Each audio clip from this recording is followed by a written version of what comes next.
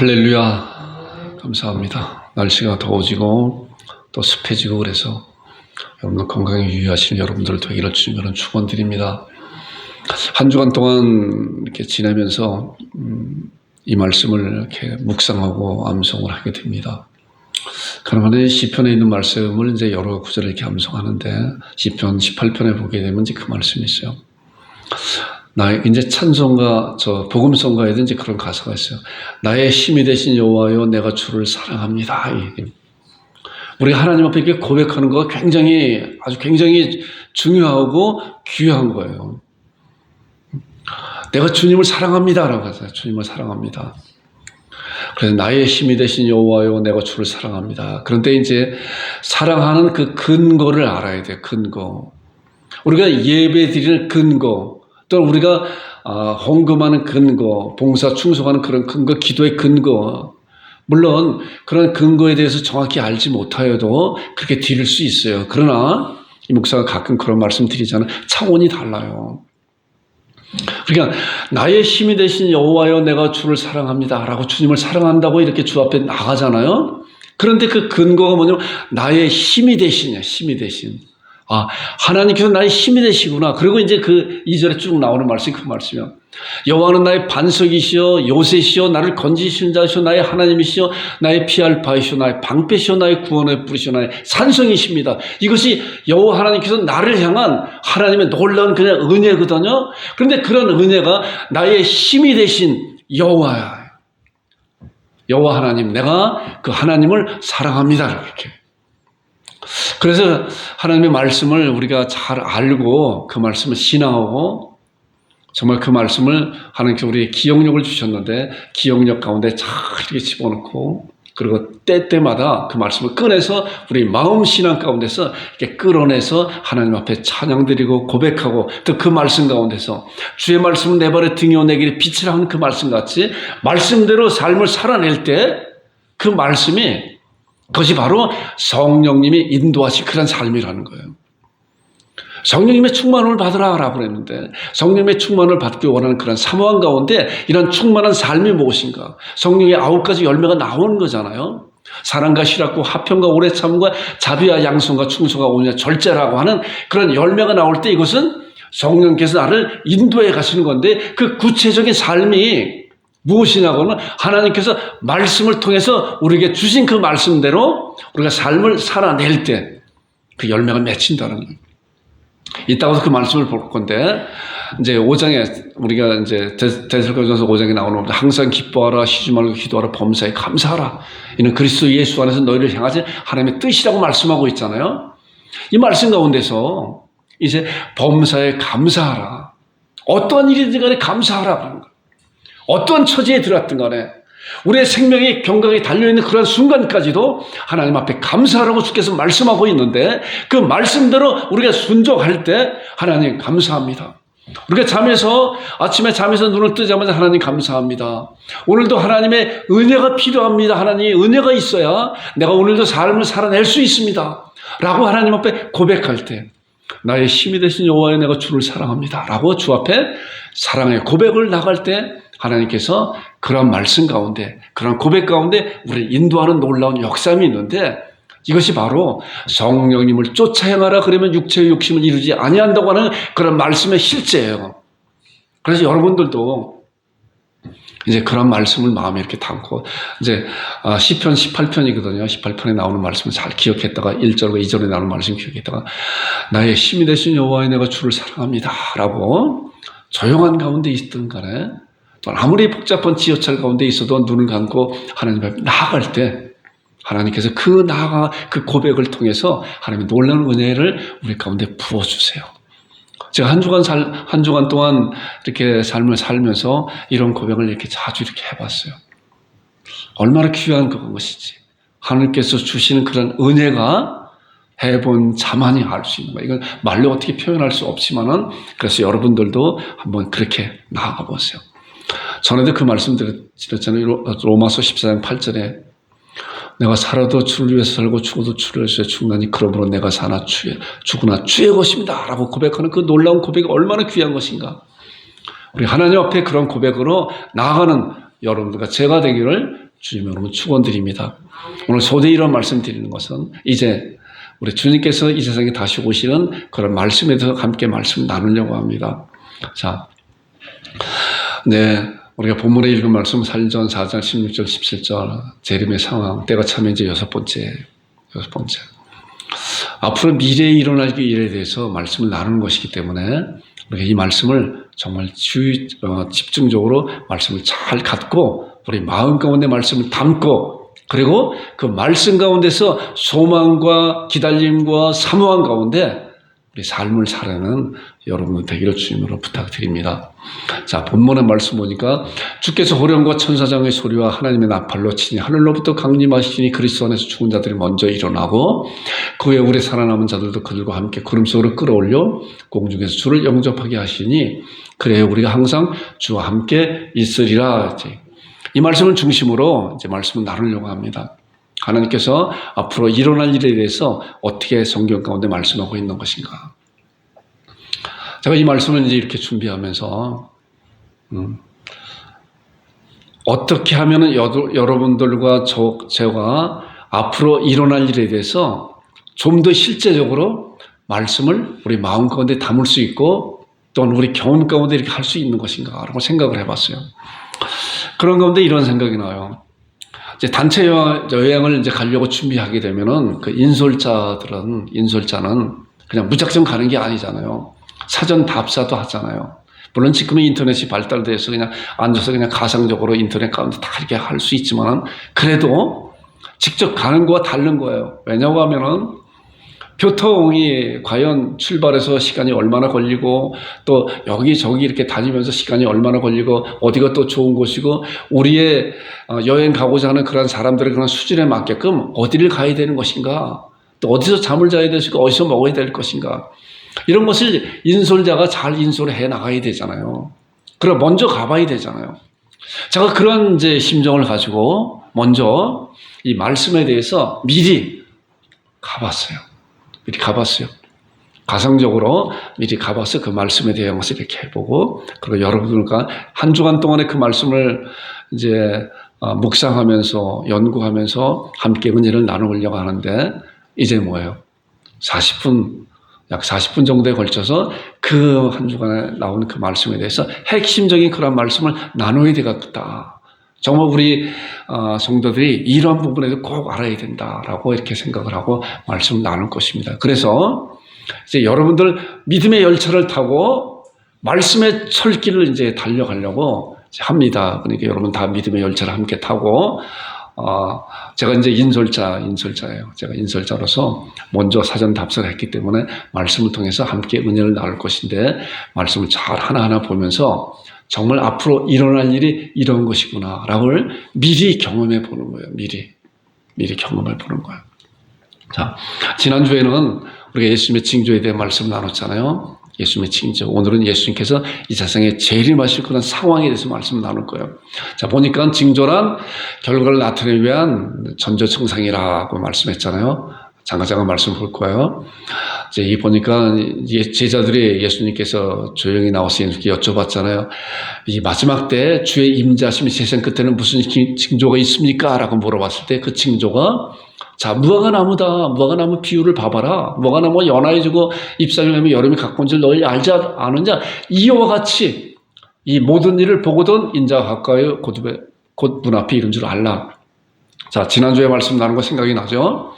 자, 그리고 마태복음 24장 5절부터 12절 긴 말씀인데 제가 요약을 했잖아요. 그 말씀 가운데 마지막 시대, 이 세상 시대, 우리가 살고 있는 이 시대에 어떠한 것이 나타날 것인가? 거짓 메시아, 거짓 선지자, 또한 난리와 난리, 전쟁, 민족과 민족과 나라와 나라의 전쟁이 일어날 것이다. 기근과 지진이 일어날 것이다. 이런 징조가 일어나거든 여름이 가까운 줄 알라. 주님이 오실 때가 다가온 줄 알라. 라고 우리에게 비유적으로 말씀하고 있는 거예요. 불법이 성하고 또 사랑이 식어질 것이다. 그리고 우리 사람들의 그런 마음 가운데 어떠한 마음이 있다 그랬어요.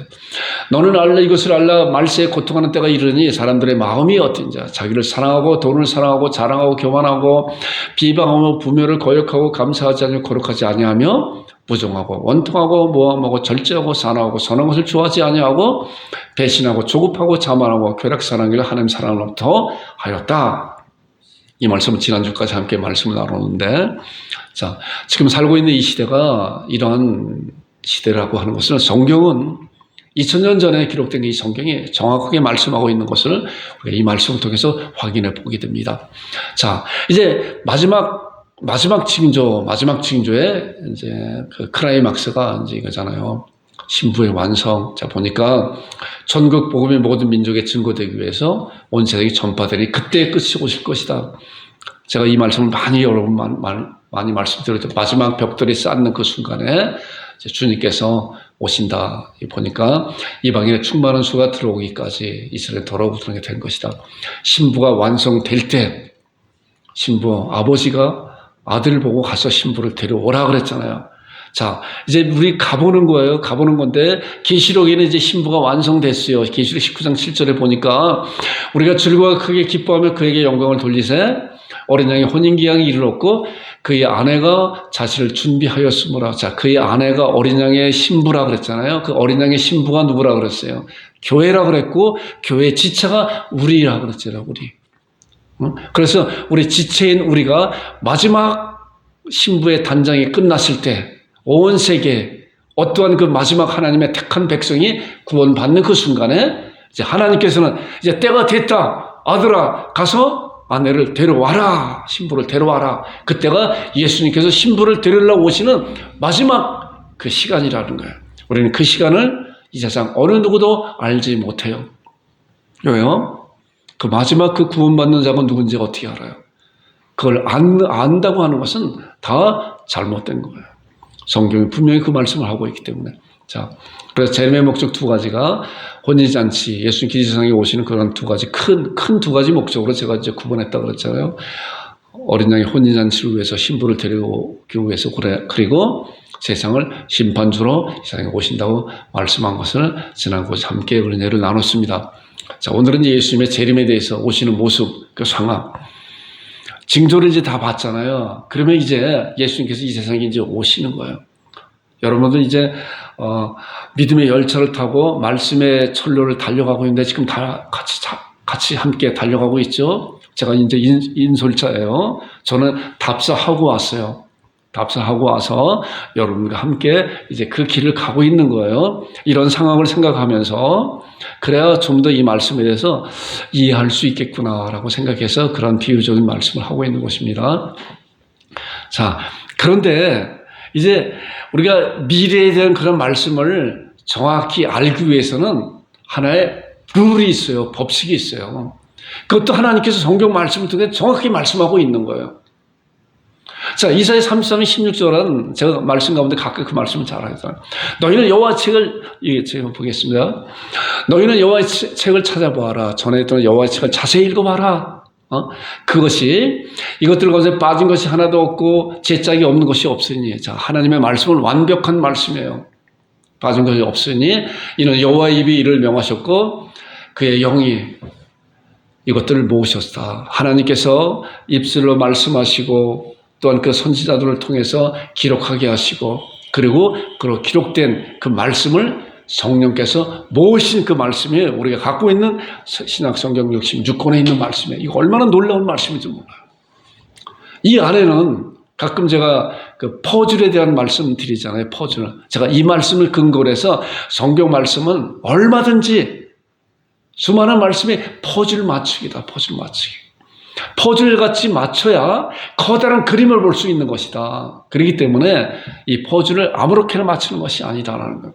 자, 이런 말씀을 먼저 우리 마음 가운데 신앙을 잘 갖고 있어야 돼요. 그래야만이 앞으로 나오는 그런 말씀도 잘 이해할 수가 있어요. 그 다음에 베드로서 3장 16절에 나오는 말씀이 또 그 모든 편지에도 이런 일에 관하여 말했을 때 그중 알기 어려운 것이 있다. 알기 어려운 것이 더러 있다. 무식한 자들과 굳지 못한 자들이 다른 성경같이 그래서 억지로 풀다가 스스로 멸망에 빠진다. 저는 이 말씀을 같이 나눈 적이 있었잖아요. 하나님의 말씀을 앞으로 일어날 그 미래적인 그런 말씀을 억지로 푸는 것이 아니에요. 성경이 성경을 말씀하고 있어요. 미래에 대한 주님께서 이 세상에 다시 오신다고 하는 놀라운 약속, 그 약속에 대한 말씀을 우리는 억지로 푸는 것이 아니라 말씀 가운데서 주님이 풀어주시는 그런 가운데 우리가 알 수가 있어요. 하나님께서 아직까지도 풀어놓지 않은 닫아놓은 그런 말씀들이 있고 열어놓은 그런 말씀들이 있다는 거예요. 예수님이 오시기 전에, 예수님께서 오시기 2000년 이전에 이제 하나님께서는 성경 말씀을 통해 그런 말씀했잖아요. 창세기 3장 15절은 여자의 후손으로 그 메시아가 그리스도가 오실 것이다. 이사야 7장 14절은 처녀의 몸에서 오실 것이다. 미가서 5장 2절에는 베들레헴 땅에서 올 것이고 또 예레미야 23장 5절에는 뭐야? 다윗의 혈통에서 오실 것이다 라고 말씀하고 있어요. 그런데 그 당시에는 아직 그 말씀이 어떠한 말씀인지 알지 못하고 어떻게 처녀가 잉태해서 아들을 낳을 것인가 라고 하는 그런 여러 가지 말은 분분한 것이 있었잖아요. 왜? 아직 하나님께서 그 말씀을 풀어놓지 않으셨기 때문인 거예요. 그런데 이제 때가 되어서 하나님께서 처녀의 몸에서 성령님으로 말미암아 처녀 마리아에게서 태어나게 하셨고 그리고 오족하러 갔다가 베들레헴 땅에서 태어났잖아요. 그런 놀라운 말씀 가운데서 그리고 보니까 다윗의 혈통으로 다윗의 그 족보에서 예수님이 태어났다고 말씀하고 있었잖아요. 우리는 그런 말씀을 이제 2000년 이후에 살기 때문에 그 말씀을 확인해 보면 되는 거예요.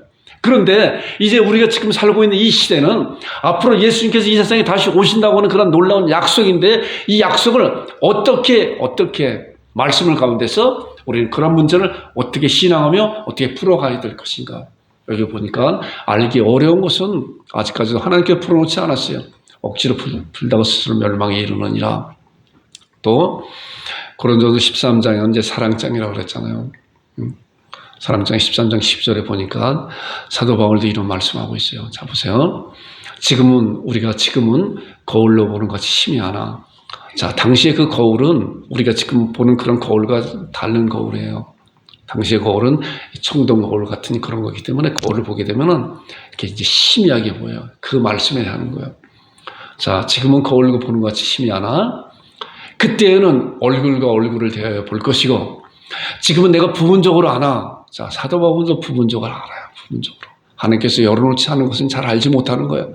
그러나 그때 주님께서 오시는 그때가 되면 나를 아신 것이 주께서 나를 아신 것이 내가 그때 온전히 알리라. 그렇기 때문에 아직까지도 일어날 미래에 대해서 하나님께서 성경을 통해서 확 열어놓지 않은 그런 말씀들이 이 가운데 있다는 거예요. 우리는 이렇게 세 가지의 하나님의 말씀은 짝이 있고 빠진 것이 없다라고 하는 그런 말씀과 같이 또 이제 억지로 말씀을 푸는 것이 아니라 이 말씀과 같이 주님이 오시는 그때까지 기다리면서 그 말씀을 온전히 아는 그때를 사모하며 기다리는 그런 신앙적인 말씀을 가지고 이제 앞으로 나오는 그 말씀에 대해서 우리가 말씀에 접근해야 돼요. 말씀에 들어가야 돼요. 이제 열차를 타고 가는 거예요. 말씀의 철로를 따라서 가고 있는 거예요. 자, 성경 말씀 보게 되면 예수님이 오실 때 이런 말씀이 7년 대환란이 있다. 아마겟돈 전쟁이 있다. 여러분들 많이 이제 들어보셨죠? 이런 말씀에. 또한 천년 왕국이 있다. 과연 예수님께서 어느 기점에서 오실 것인가? 응? 이런 부분에서 예수님께서 이 세상에 이제 다시 재림하시는데 어느 기점에서 오실 것인가? 이런 말씀에 대해서 이제 성경에서는 또 이렇게 말씀하고 있어요. 또 많은 이제 신학자들이 이런 말씀하고 있어요. 전천년설이다. 전천년설이 무엇인가? 부천년설이다. 무천년설이다. 이렇게. 자, 전천년설은 아까 그 7년 대환란, 또한 아마겟돈 전쟁, 또한 천년 왕국 이제 그런 거 있잖아요. 그런 가운데 전천년설, 천년이 되기 전에 예수님께서 이 세상에 오신다는 거예요. 천년이 되기 전에. 자, 후천년설은 천년 후에 예수님이 이 세상에 재림하신다는 거예요. 무천년설은 천년이 없다. 천년은 하나의 상징적인 그런 표현이다라고 예수님의 초림부터 재림까지가 이것이 천년 기간이다라고 재림하시는 그런 순간이 천년이 이제 마치는 그런 것이다라고 말씀하고 있는 거예요. 그런데 여기서 중요한 것은 뭐예요? 예수님께서는 이 세상에 재림하신다는 거예요. 그런데 그 재림하는 그 시점이 자, 전천년설은 그거예요. 전천년설은 7년 환란 전에 예수님께서 공중 재림하셔서 그리고 여기 믿음의 자녀들이 이제 부활 승천해서 예수님을 만나는 것이고, 그리고 이제 어린 양의 혼인잔치가 이루어질 것이고, 이 지상에서는 7년 대환란이 이룰 것이고, 그리고 그 7년 대환란이 끝날 즈음에 아마겟돈 전쟁이 예수님께서 지상 재림하셔서 아마겟돈 전쟁이 일어나고 그리고 천년 왕국으로 가는 것이다. 이제 이렇게 말씀하고 있는 거예요. 이것이 전천년설의 그 중요한 핵심이고 후천년설은 그런 것이 아니라 천년 후에 예수님이 재림하실 거다. 무천년을 이 말씀과 같이 예수님 초림부터 재림까지가 이런 천년 기간이다라고 말씀하고 있는 거예요. 그런데 아까 말씀드린 것 같이 이런 거에 대해서 다 장점이 있고 약점이 있어요. 하나님께서 열어놓으신 다 전천년설도 맞고 후천년설도 무천년설도 맞아요. 그러나 어느 것이 정확하다고 하는 그런 말씀을 하고 있지 않아요. 아직 열어놓지 않았어요. 주님이 오시는 그날에 이런 모든 것이 풀어진다는 것이기 때문에 이런 거에 대해서 전천년설이 맞다, 다른 것 다 틀렸다, 다른 것은 이단이다라고 이렇게 하는 것은 굉장히 잘못된 거예요. 굉장히. 그렇기 때문에 우리가 아까 그래서 서두에 제가 3가지 말씀을 드렸잖아요.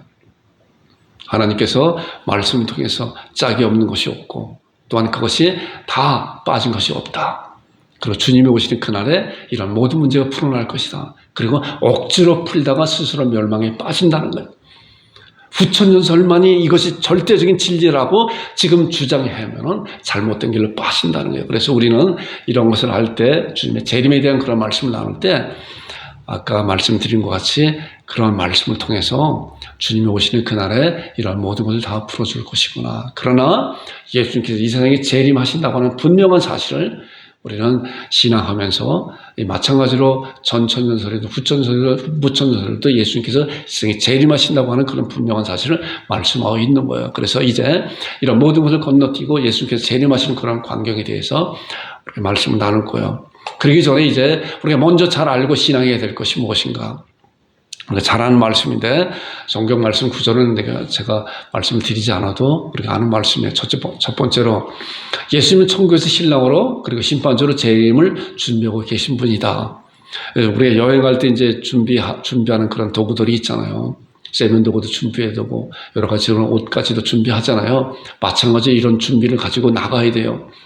예수님이 천국에서 신랑으로 그리고 심판주로 재림을 준비하고 계신 분이다라고 하는 것을 우리가 신앙적으로 말씀하러 준비하고, 두 번째로 믿음의 선진들은 죽음을 통하여 육신은 땅에, 그렇잖아요. 우리보다 먼저 믿은 우리 믿음의 선진들은 죽음은 땅에, 육신은 땅에 있고 그 영혼은 예수님과 천국에서 거하고 계시다. 그 다음에 세 번째로 천군 천사들도 천국에서 예수님의 재림을 기다리고 있다. 그렇죠? 네 번째로 먼저 죽은 불신자들의 영혼은 뭐예요? 지옥에 있다. 이런 네 가지 그러한 신앙을 이제 첫 번째로 예수님은 재림을 기다리시고 심판주로 또한 신랑으로 기다리고 계시고 믿음의 선지들도 예수님과 함께 천국에서 기다리고 계시다. 천군 천사들도. 그러나 이제 먼저 죽은 불신자들은 지금 지옥에서 형벌을 받고 있다라고 하는 그런 신앙을 가지고 말씀을 보아야, 그래야 말씀을 이렇게 잘 이해하고 신앙할 수가 있어요. 제가 이렇게 이제 요점만 말씀드린 건 아까 말씀드린 것 같이 답사를 갔다 왔기 때문에 우리가 이 짧은 시간 안에 그 말씀을 핵심적인 말씀만 나누는 거니까 함께 믿음의 열차를 타고 말씀의 철로를 지금 달려가고 있는 거예요. 잘 그렇게 생각을 하면서 아멘으로 받는 여러분들과 제가 되기를 주님으로 축원드립니다. 예수님의 재림시 함께할 자가 누군가 이제 보세요. 지금 말씀 이제 봤는데 성경 말씀 근거를 보니까 믿음의 선진들, 자 살전 4장 14절에 보니까 우리가 예수께서 죽으셨다가 다시 살아나심을 믿을지인데 이와 같이 예수님 안에서 자는 자들도, 예수님 안에서 자는 자들은 누구예요? 우리는 아직까지 예수님 안에서 자는 자들이 아니잖아요. 우리 믿음의 선진들이 이 생명이 떠나가고 그 육신은 땅에 있고 그 영혼은 믿음 안에서 예수님 안에서 천국에서 낙원에서 아브라함의 품에서 셋째 하늘에서 예수님 품 안에서 있다. 그와 함께 예수님께서 이 세상에 재림하실 때 오신다고 이 말씀을 통해서 정확히 말씀하고 있는 거예요. 자, 그 다음에 마태복음 16장에 보니까 천사들, 인자가 아버지의 영광으로 그 천사들과 함께 오시겠다고 말씀하고 있잖아요. 그렇잖아요. 그러니까 아까 말씀 세 가지 말씀, 불신자들은 지옥에 있지만 세 가지 말씀 뭐예요? 예수님과 믿음의 선진들과 천사들이 함께 예수님께서 이 세상에 오실 때 오시는 거잖아요. 그러죠? 하나님께서 성경을 통해서 이렇게 말씀하고 있는데, 이제 앞으로 나오는 이제 말씀을 보니까 하나님께서 말씀을 곳곳에 말씀하고 있어요. 곳곳에. 제가 한 주간 그 말씀을 이렇게 보면서 중요한 핵심적인 말씀을 여러분과 지금 나누고 있는데, 한 군데 모든 말씀을 다 말씀한 것이 아니라, 아까 보니까 너희는 여호와의 책을 자세히 읽어보라. 그것이 하나도 빠진 것이 없고 짝이 없는 것이 없으니 이는 여호와의 입이 이를 명하시고 그의 신들이 이것을 모았다 하시니 이것을 모았다라고 말씀하고 있잖아요. 자, 그와 같이 이제 말씀을 보니까 사도행전 1장 11절에 예수님께서 오시는 그런 상황에 대해서 말씀하고 있어요. 자, 갈릴 사람들, 이 말씀은 그 말씀이라고 그랬잖아요. 예수님께서 사람을 승천하시는데 많은 제자들이, 자, 500의 형제들이 이제 보고 있잖아요. 천사들이 갈릴 사람들이 어찌 서서 하늘을 쳐다보느냐. 너희 가운데 하늘로 올리신 이 예수님은 하늘로 가심을 본 그들의 이생이 다시 오실 것이다 라고 예수님의 재림에 대한 그런 약속을 예수님의 제자들에게 말씀하고 우리들과 지금 말씀하고 있는 거예요. 마태복음에 있는 말씀 보니까 그들이 인자가 구름을 타고 능력과 큰 영광을 오는 것을 보리라. 이 말씀 보니까 하늘로 가신 본 그대로가 구름을 타고 오시겠구나 라고. 계시록 1장 7절에도 보니까 볼지어다 그가 예수님께서 구름을 타고 오실 것이다 라고 말씀하고 있어요. 자, 여기에서 나오는 그 구름이라고 하는 것은 하나님께서 어떠한 구름인지 정확히 말씀하고 있지 않기 때문에 우리가 육신으로 보는 그런 구름인지 또는 다른 그 상징적인 그런 것인지 우리는 잘 알지 못해요. 그렇기 때문에 우리는 이 말씀에 대해서 그거다 저거다라고 주장하는 것은 굉장히 위험한 그런 논리라고 볼 수가 있어요. 그래서 아까 서두에 제가 세 가지 그 말씀을 먼저 알고 말씀에 들어가야 그 말씀을 알 수 있습니다. 하나님께서 열어놓으시지 않은 그런 말씀에 대해서는 그런 것이구나라고 주님께서 오시는 그날에 우리는 정확히 볼 수가 있어요. 자, 누가복음 이제 보니까 너희는 스스로 조심하라. 그렇지 않으면 방탕과 술 취함과 생활의 염려로 마음이 둔해지고 뜻밖의 그날이 예수님이 오시는 그 날이 너희에게 덧같이 임할 것이다. 이날은 온 지구상에 거하는 모든 사람에게 이 말이라. 자, 예수님께서 이제 오신다고 하는데 우리의 지구적인 그런 관점을 가지고 그런 것을 생각해 볼 때 이 목사도 그 전에 그랬어요. 어떻게 모든 사람들이, 자, 북극 지방에 있는 사람도 있고 남극 지방에 있는 사람 있고 이런 적도 지방에 있는 사람들이 있는데 예수님께서 오실 때 어떤 사람은 어떻게 그걸 볼 수 있는가? 너무 근시안적인 좁은 눈으로 보니까 그렇게 되잖아요. 지난 주간인가요? 지구에 대한 그런 사진을 온 우주 가운데 극히 일부 찍었지만 지구의 사진을 봤잖아요. 점 같은 그런 것이야. 셋째 하늘에서 온 우주 가운데 계신 우리 하나님께서 예수 그리스도가 이 세상에 재림하실 때 지구상에 있는 모든 사람들이 여기 보니까 이 말씀이 정확하게 말씀하고 있잖아요. 이 날은 온 지구상에 거하는 모든 사람에게 한 사람도 빠지지 않고 그것을 본다는 거예요. 마음의 눈으로, 우리의 육신의 눈으로 본다는 거예요. 이것이 성경 가운데서 우리에게 정확하게 말씀하고 있고 이 시간 주님께서 이 세상에 오신다고 해도 우리가 이 공간에 예배 가운데 있다고 예배실 안에 있다고 해도 우리가 예수님이 오시는 그런 것을 우리는 알 수가 있는 거예요. 이런 말씀을 통해서 주님이 오시는 그날에 얼마나 놀라운 그런 광경이 벌어지는 것인가를 잘 생각하는 여러분들이 되기를 바랍니다. 자, 아까 본문에 있는 말씀 봤잖아요. 16절에 있는 말씀을 보니까 주께서 이제 예수님께서 오시는 그러한 광경을, 모습을, 상황을 말씀하고 있는 거예요. 주께서 호령과 천사장의 소리와 하나님의 나팔로, 예수님이 오실 때 호령과 천사장의 소리와 하나님의 나팔로 친히 하늘로부터 강림하실 것이다. 그리스도 안에 죽은 자들 먼저 일어나고, 이건 이제 다음 주에 말씀 나눌 거예요. 자, 이 말씀 보니까 주께서 호령과 천사의 소리와 하나님의 나팔로 그 광경을 우리가 상상해 볼 수 있잖아요. 친히 하늘로부터 강림하실 것이다. 그리고 마태복음에 있는 말씀 보니까 그때 땅의 모든 족속들이 통곡하며 예수님께서 오시는 그날에 통곡하고 그들의 인자가 구름을 타고 능력과 큰 영광을 오는 거 보리라. 그가 큰 나팔 소리와 함께 천사들을 보내리니. 자, 예수님께서 오시면서 큰 나팔 소리로 천사들을 보내서 그의 택하신 백성들을 하늘 이 끝에서 저 끝까지 사방에서 모을 것이다. 이게 모으는 것이 쉬워요, 어려워요? 지구적인 관점으로 봤을 때는 어려운 것 같잖아요. 우리 인간의 그런 논리는 어려운 것 같잖아요. 그런데 우리가 우주 가운데 그 점 같은 그 지구를 바라봤을 때 너무나도 쉬운 것이 하나님께서는 전지전능하신 하나님이시기 때문에 이런 일을 하시기는 너무나도 쉬운 것이기 때문에 우리가 그런 관점으로 하늘의 관점으로 이 말씀을 볼 때 이 말씀이 아멘으로 받아들이고 그가 예수님의 큰 나팔 소리와 함께 천사를 보내리니 그들이 택하신 자들을 하나님의 백성들을 그때 예수님이 올 때 어린 양의 신부로 초청하는 거잖아요. 하늘 이 끝에서 저 끝 사방에서 모으리라 라고 하는 그런 말씀을 하고 있는 거예요.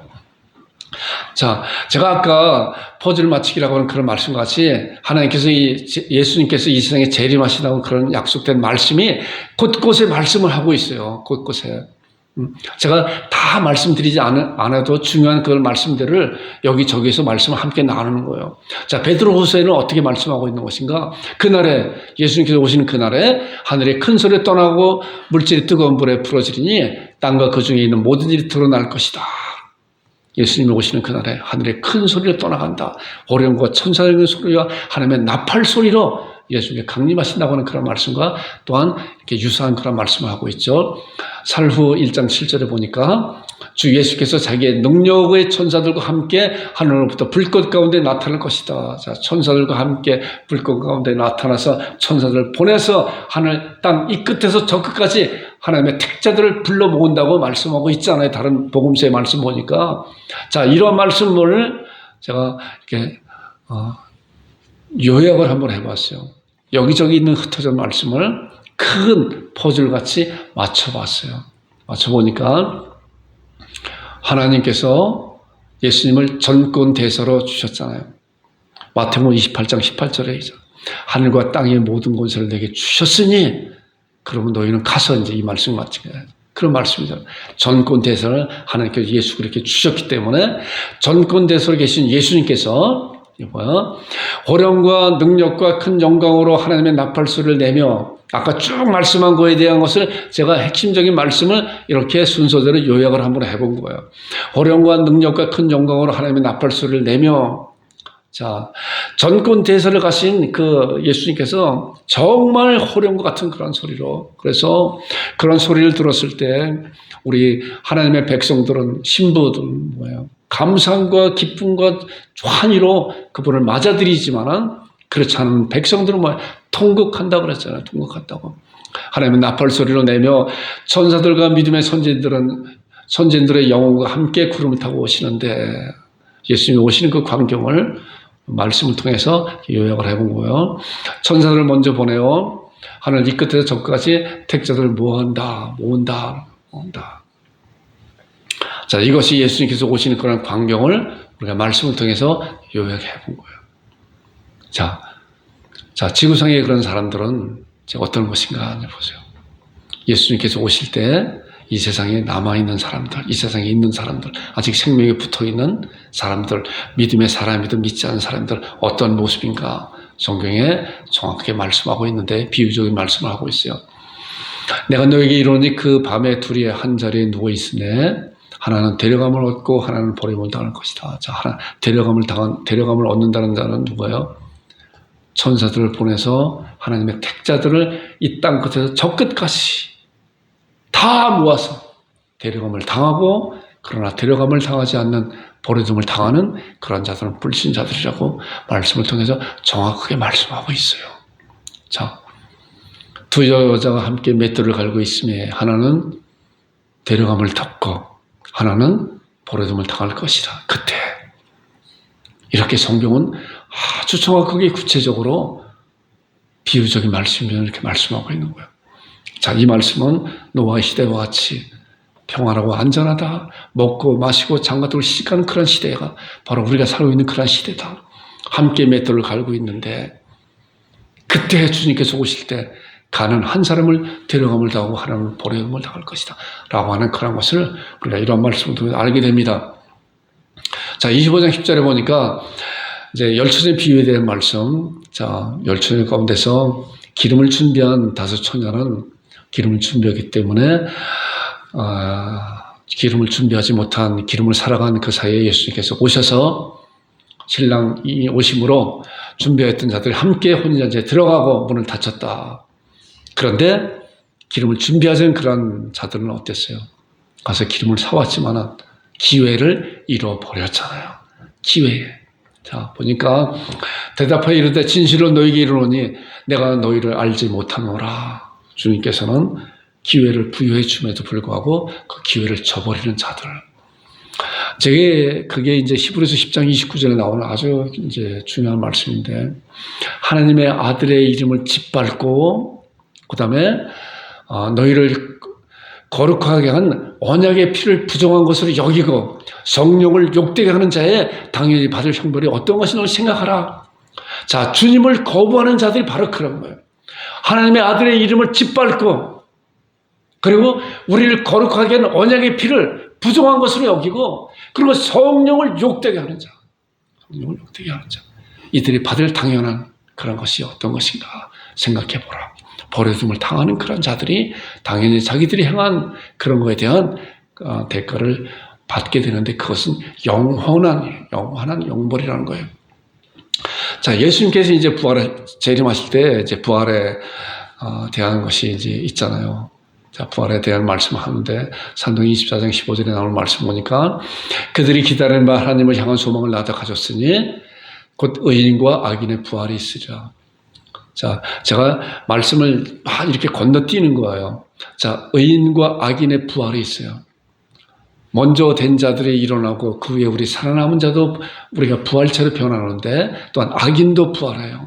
악인도 부활하고 말씀을 통해서 또 요한복음 5장에 있는 말씀 보니까 이를 놀랍게 여기지 말라. 무덤 속에 있는 자가 다 그의 음성을 들을 때가 오나니. 자, 예수님께서 이 세상에 오실 때 다 무덤 속에 있는 자가 그의 음성을 들을 때가 오나니 곧 이때라. 선한 일을 행한 자는 생명의 부활로, 악한 일을 행한 자는 심판의 부활로 나오리라. 자, 생명의 부활과 심판의 부활이 있구나. 네, 다음 주에 이제 이 부활에 대한 또 심판에 대한 그런 말씀 함께 나눌 것인데, 오늘 여기까지만 이렇게 말씀을 나눌 거예요. 그리고 마태복음 25장 46절에 보니까 그들은 영벌에, 의인들은 영생에 들어갈 것이다. 예수님께서 이 세상에 다시 오실 때 이제 생명의 부활로, 심판의 부활로 나온 자들은 심판은 영벌이고 생명의 부활은 영생에 들어갈 것이다 라고 하는 그런 말씀을, 그러니까 이 말씀을 통해서 예수님께서 이 세상에 재림하실 그런 상황이 어떠한 것인가, 또 그 결과가 어떠한 것인가를 성경을 통해서 정확히 말씀하고 있고, 우리도 그러한 신앙을 잘 우리 마음가운데 다지는 여러분들과 제가 되기를 주님으로 축원드립니다. 예수님이 이제 재림하실 때, 자, 이 말씀 제가 또 이렇게 전체적인 말씀을 요약을 해봤어요. 먼저 죽은 믿음의 선진들이 부활체로 일어나고, 그 후에 지구상에 살아남은 자들도 부활체로 변화되고, 우리는 이 육신이 아니에요. 부활의 육신으로 죽음도 없고 병도 없고 질병도 없는 그러한 부활체로 변한다 그랬잖아요. 공간과 시간과 공간을 초월하는 그런 부활체로 변화된다는 거예요. 앞으로 일어날 일인데, 우리는 성경을 통해서 이러한 일에 대해서 정확히 말씀하고 있는 그러한 사실을 우리는 잘 신앙하고 있어야 돼요. 자, 변화되어 그리스도의 심판을 기다리며, 그리고 어린 양의 혼인잔치에 신부로 신랑을 맞이하러 가게 된다. 자, 그리스도의 심판과 또한 백보자 심판에 대한 말씀은 이제 다음 주에 함께 나눌 거예요. 자, 한편 불신자들도 먼저 죽은 자들이 지구상에 남아있는 자들과 부활체로 변화되어서 백보자 심판을 받고 영원한 불못에 빠지게 되는 것이다. 앞으로 일어날 일이 이러한 일인데, 우리가 성경을 통해서 이러한 말씀에 대해서 정말 자세히 정확히 말씀하고 있는 그런 신앙을 잘 다져주는 여러분들과 제가 되기를 주님으로 축원드립니다. 자, 그래서 이제 오늘은 예수님의 재림에 대해서 오시는 모습과 상황에 대한 말씀을 이렇게 나눴어요. 제가 한 주간 동안 이 말씀을 이제 공부하고 또 준비하고 또 연구하면서 40분 안에 이 말씀을 나누기는 너무나도 짧다라고 하는 그런 생각을 가져요. 그럼에도 불구하고 제가 먼저 인솔자로서 답자를 갖다 왔기 때문에 여러분들 인솔하면서 핵심적인 그런 말씀을 나눌 거예요. 이제 재림 후에 예수님께서 이 세상에 이제 오시고 난 다음에 어떠한 일이 일어날 것인가? 혼인잔치가 일어날 것이고, 또한 백보자 심판, 또한 그리스도의 심판대, 그리고 천년 왕국, 또한 앞으로 일어날 그런 새하늘과 새 땅에 대한 그런 말씀을 다음 주에 함께 은혜를 나눌 것입니다. 결론이에요.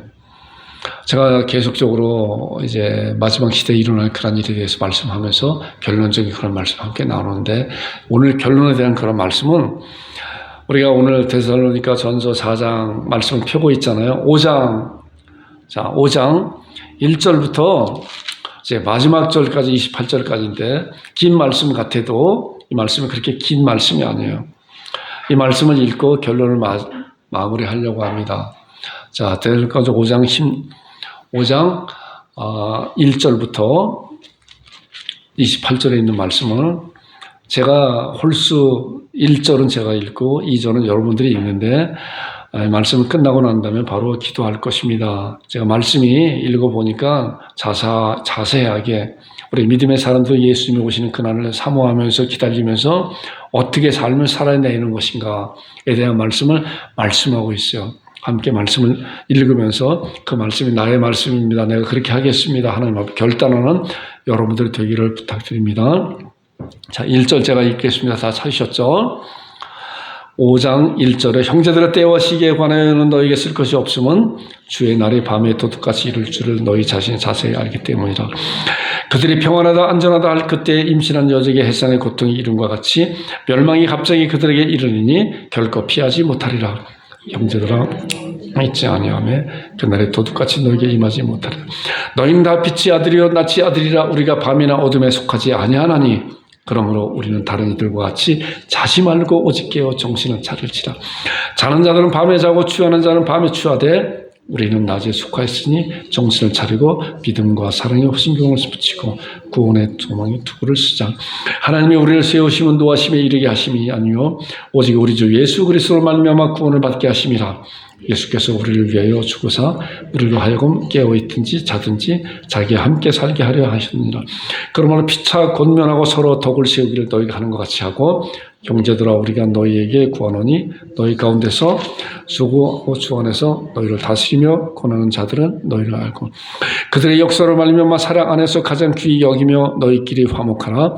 또 형제들아 너희를 권면하노니 게으른 자들을 권고하며 마음이 약한 자들을 격려하고 힘이 없는 자들을 붙들어주며 사람에게 오래 참으라. 삼가 누가 누구에게든지 악으로 악을 갚지 말게 하고 서로 대하든지 모든 사람은 대하든지 항상 선을 따르라. 항상 기뻐하라. 쉬지 말고 기도하라. 범사에 감사하라. 이것이 그리스도 예수 안에서 너희를 향하신 하나님의 뜻이니라. 성령을 소멸치 말며 예언을 멸시하지 말고 범사에 하려 좋은 것을 취하고 악은 어떤 모양으로 버리라. 평강의 하나님이 친히 너희를 온전히 거룩하게 하시고 또 너희의 온 영과 혼과 몸이 우리 주 예수 그리스도께서 강림하실 때 흠없게 보존되기를 원하노라. 너희를 부르시는 이는 미쁘시니 또한 그가 이루시리라. 형제들아 우리를 위하여 기도하라. 거룩하게 입맞춤으로 모든 형제에게 문하라. 내가 주를 힘입어 너희를 명하노니 모든 형제에게 이 편지를 읽어주라. 우리 주 예수 그리스도의 은혜가 너에게 있을지어다. 아멘. 자, 한번 또 집에 가서도 5장 1절부터 쭉 28절까지 한번 말씀 쭉 한번 읽어보세요. 아주 자세하게 우리가 어떤 삶을 살아낼 것인가에 대한 말씀을 하고 있습니다. 여러분과 제가 이런 자들을 되기를 주님으로 축원드립니다. 결단 기도하겠습니다. 말씀에 서게 하여 주옵소서. 예언된 말씀을 굳게 잡고 신앙하며 기다린 자들에게 하여 주옵소서. 대신자를 위해서 기도하게 하소서. 자, 이 찬양 끝날 때까지 기도하겠습니다.